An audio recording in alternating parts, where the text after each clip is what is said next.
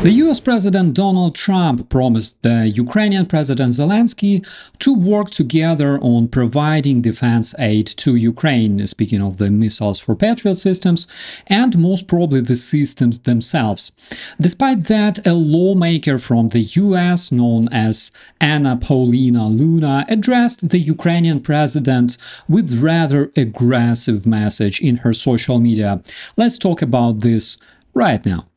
A Republican, Paulina addressed the Ukrainian President Zelenskyy with the message claiming that he has banned the Orthodox Christianity in Ukraine and promised to make sure there will be no funding for defense aid to Ukraine anymore. She also called him to negotiate peace with Russia, which is funny because that's exactly what we were doing since March, in close cooperation with Donald Trump and his team. And because this message coming from a US lawmaker effectively destroyed my ridiculometer, I decided to take a closer look at these speeches and dissect it together with you, my friends, in this video. First of all, let's fact-check Luna's claims posted in her social media. Particularly, this lady claims the Orthodox Church in Ukraine is banned, meaning that she based her conclusion on solid proofs. The fact is, in Ukraine you can find several active Orthodox churches.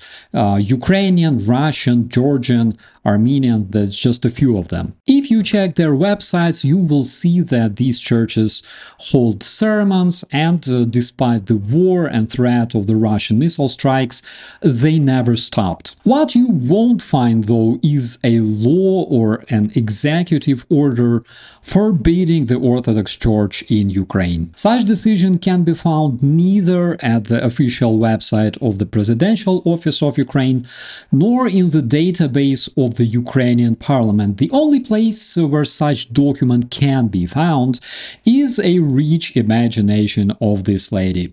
It is there in her head. The Orthodox Church of Ukraine, attended by vast majority of Ukrainian population, is banned, as well as the common sense. Earlier this year, Donald Trump's close friend, Pastor Mark Burns, has been invited to Ukraine, where he met all kinds of religious leaders and had a chance to debunk false claims made by people like Paulina, whose sofa in Washington, D.C. is apparently not the best observation point, to make conclusions about things happening on the other side of the globe. Second thing, Paulina promised that Ukraine will not be receiving defense aid from the US anymore. I'm not really sure how exactly her promise mirrors Donald Trump's promise of supplying the air defense to Ukraine. And third thing, since March this year, negotiating teams from the US and Ukraine worked really hard to convince Russians to stop killing Ukrainians.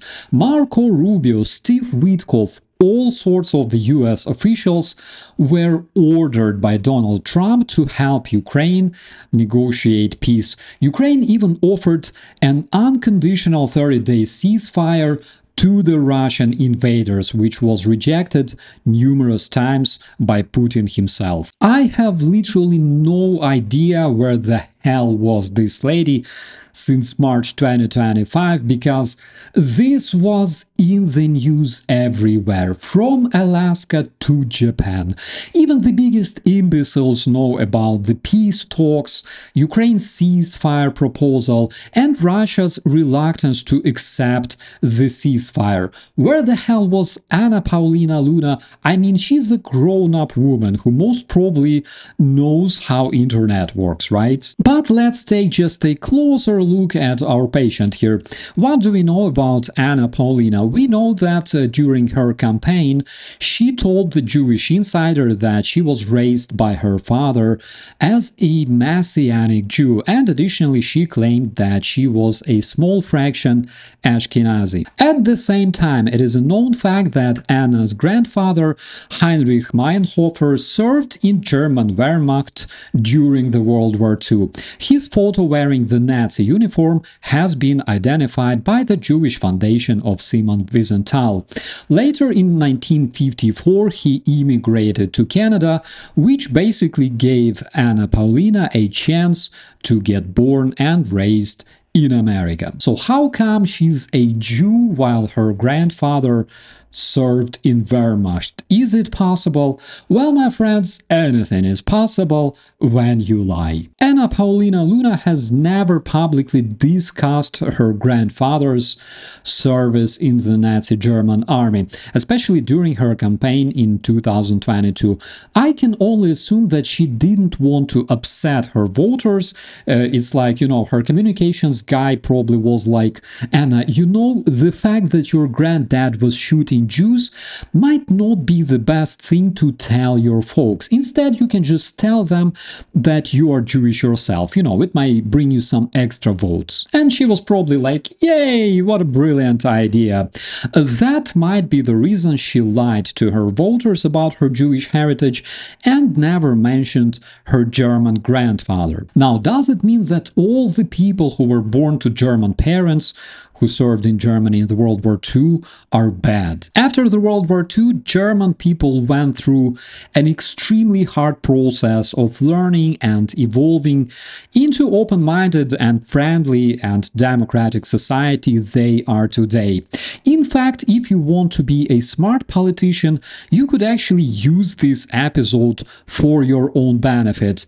Take a look at Arnie, for example. You could just say, yes, my grandfather made a horrible choice, but I decided to fix it and dedicate my life to protection of democratic values to make sure the horrible past will never again become our present. A rookie freelance copywriter with a basic knowledge of public relations could write this text for you. However, one thing about individuals like this lady I find very typical. My friends, I noticed that if someone supports Russian terrorism, there is definitely something wrong about this person. Child molesters, drug dealers, paid talking heads, liars, simply imbeciles. That's just my personal observation. Please let me know if you have noticed the same. With that, my dear friends and family, I wish you all a beautiful day. I'll see you in the commentaries. I'm Operator Starsky, and as always, be safe.